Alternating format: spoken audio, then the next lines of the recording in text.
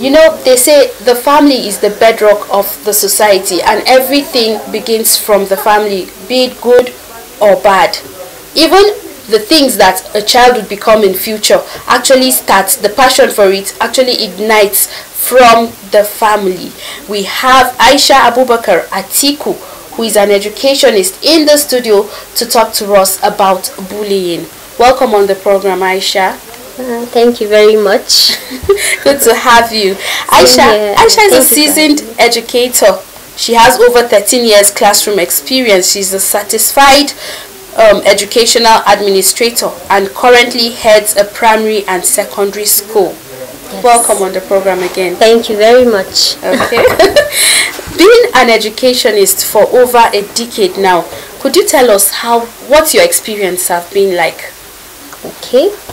Generally, it has been interesting, and I've been able to witness or experience a lot of different situations that have taught me a lot about myself, first and foremost, and then people in general, from a lot of different perspectives. So yes, it has been, I would say, enlightening. Okay. Yes. Okay. Now, who would you say, as an educationist and in your perspective, who would you say is solely or majorly responsible for the upbringing of the child? Should it be the parents, the school, or just society generally? Okay, that's a tricky one because as an educator, I believe it's a collaborative effort. Okay. I wouldn't say it depends on just one section, like you mentioned, the family or the school or the society. I believe it's a collective duty or responsibility, so to say. Okay. Yes. Okay. But where specifically should schools come in the upbringing and formation of a child's character? Okay. For the formation of character, I mean the foundation, like we usually say, charity begins at home. So nowadays, the school, children stay more in school than they stay at home. If you calculate the number of years people live, most of it, for those who went to school, they lived most of their lives at school. So I would say that the school has a huge responsibility as regards the molding of a child's behavior. Yes. Okay. So. Okay. Meaning we are all responsible for the children that God has placed in our hands. Yes, we but are. Of late, you find out that there seems to be a little decline in morals and values.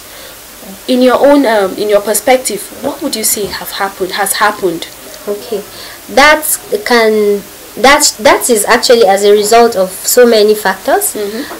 Some of which include borrowing of other cultures, and I believe also relaxing in our duties as parents as well as teachers. And I feel excuse me, all this is as a result of us being exposed to foreign culture, because the African man or woman is known to be an upholder of values, morals, respect, and what have you. So we have that as one factor. We also have the fact that parents are too busy these days with one or two things, and so they leave the responsibility to schools, and then schools mostly, especially private schools, have their hands tied. You know, there are restrictions with regards what a teacher can do to correct a child, and sometimes they are just, because of the restrictions, children just behave out of hand, you know. So I feel those are part of the factors that are responsible. You find out that because of the way our morals and values have nosedived, the issue of bullying has become rampant in schools now. Of course. So what actually is the cause of bullying especially, and how can it be corrected? Okay. Sorry, your first question again. Okay, so I was like, the issue of bullying, yes, is now on a rise. It is actually. Yes. What would you say is the cause, and how can it be corrected? Okay, to define the causes of bullying, we have to understand what bullying actually is. You know, so bullying, we can define it as intentional harming, hurting, or manipulating someone, another person, and it can take many forms, physical, emotional, and verbal even. So all these are done with the intention of causing pain to the other person or subduing the other person. Yes, so that's what bullying is. And the causes, they vary from person to person. You would be surprised to find out that mostly what causes bullying is seeking attention by the doer. You know, it could also be as a result of some insecurity. Okay. It could be a transfer of aggression as well. Okay. It could also be just revenge, as a result of revenge. Maybe someone did something to them and they have the power to cause pain to that person, either physically, verbally, or emotionally. So yeah, causes of bullying are so many. Okay. So yes, and it could take different forms, and mostly bullying it mostly takes place can I use the word underground? Okay. It could happen anywhere, but then mostly it's not the physical fight you see. Yes, it could. The most common form of bullying is emotional, and verbal as well. Okay. So the physical one is mostly the least common, so to say. Okay. Yes. So, but how can we correct this? Okay. So bullying. Well, to correct it, we have to first create an awareness of what it actually is, because most people get bullied without them knowing that this is what is actually happening. So, and you can find that in different places, at work, at school, at home, even outside in the society. So awareness is the first step. When you know all the forms of bullying, you can identify it once it happens. That's the first step. I think the second step is knowing how to act, or how to react to bullying. And this reaction depends on what sort of bullying you are faced with. So when you are aware of what kind of bullying it is, you know how to react to whichever form of bullying it is. So yeah, and then also I believe depending on the type of bullying or the nature or the degree of bullying, there should be consequences as well. Yes, so if people go about bullying and you find out, and there's nothing done about it, then it will continue. Just go. Yes, on and on like that. And it keeps getting repeated. Yes, there should be consequences. Yes, to bullying. So what strict measures do you think as a people? Yes. You actually mentioned that there should be consequences. Yes. But what strict measures do you think as a people and even school authorities can put in place so that those who bully others can know that, this is a strict punishment that can come to me because I've bullied someone else? Okay. I believe let me talk about schools now. I believe schools should have policies regarding bullying. Create policies against bullying and have people, the families that are in your school, the children in your school, the teachers in your school as well.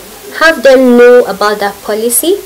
Have them sign a contract. Excuse me. Have them sign a contract agreeing to that policy, and then let them know the consequences of all the forms of bullying that you have. So I believe when you know that you have signed and agreed that when you do this, this is the consequence. So I believe that's a measure that we should all take in all the schools around. Okay. How about a word to parents on, some parents feel very comfortable when it's not their child who is being bullied, when it's their child bullying someone. Some parents even find it amusing. Yes, that's very true. There are even some parents that are proud that their own child is not a weakling.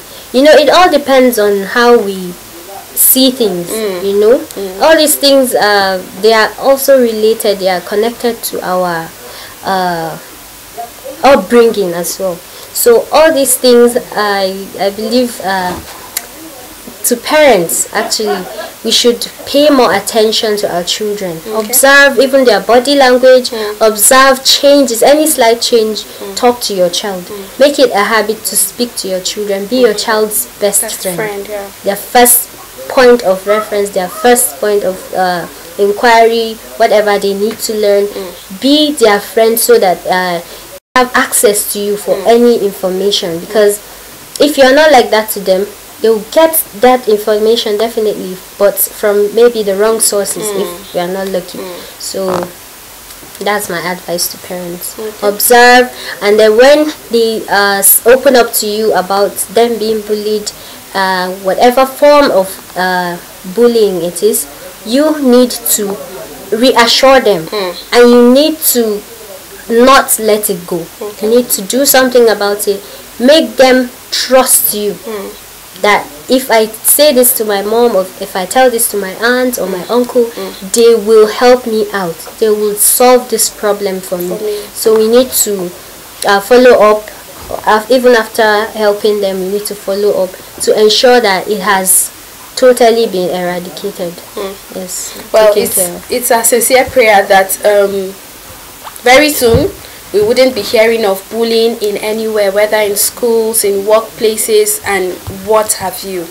Now that the children are fully at home, they're on holidays, how do we keep them engaged? Because you know what they say? They say an idle mind is the devil's workshop. So how do we keep them engaged? Okay, there are different ways to keep your children engaged. Definitely, I wouldn't advise that you give your children to the screen, be it TV or the iPads or phones or what have you. I would advise that you take your children out, visit family and friends, take them to open parks if you don't want to go to people's houses, in these times that we are in. Yes, take them to open parks, take them to places, have fun, spend time with them, and at least I believe that would help with both your relationship with them, and you discover a lot of things when you are close to them like that. So yeah, that's my little advice. Okay. Yes. So during festive seasons like this, because this is Christmas and end of the year, of course. Yes. During festive seasons, yes, you find out that most of the times children are left to their fate, and you find out that those who are in their teenage age go to places that normally they shouldn't.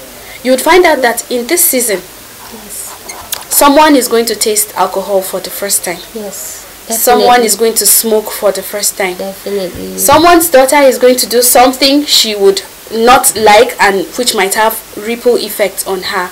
How would you advise that these festivities, how modest would you advise that this season should be celebrated? Okay, I think this this period where we celebrate and have fun without, most teenagers are left unguarded, so to say. I am a bit conservative when it comes to children, so I definitely, my first advice would be to have someone chaperone them. But then these days, parents mostly don't have time for that.